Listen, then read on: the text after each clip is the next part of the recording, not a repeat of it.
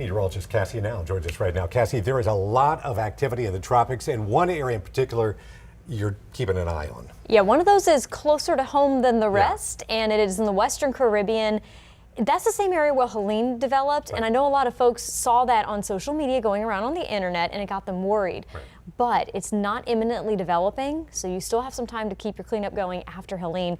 Let's take a look at the big picture view of what's going on in the tropics. Two areas of potential development. We have said goodbye to Isaac, and we are now saying goodbye to Joyce. The National Hurricane Center has now listed its final advisory for Joyce right there as it has fallen apart out there in the central Atlantic. We have newly formed Kirk that developed earlier this morning, likely to become a major hurricane as it kind of follows the same path of where Joyce is and recurves back out into the Atlantic.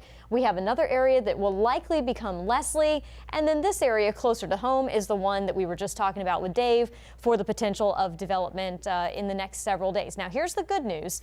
40% chance of development in the next 7 days is down from 50% that it was earlier today. So that is a good sign that maybe the National Hurricane Center is less confident in the system developing. Models are not biting on it the same way they were earlier tonight. So that's definitely something that I guess is good news for future folks planning ahead.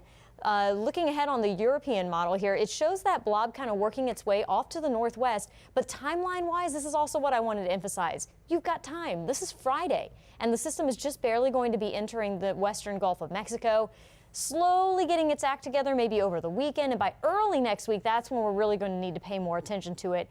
Models are not too gung-ho about it, but they do show some development, so it is something we need to watch. I'm not telling you that it's not going to develop. I'm just telling you that you have some time before it does.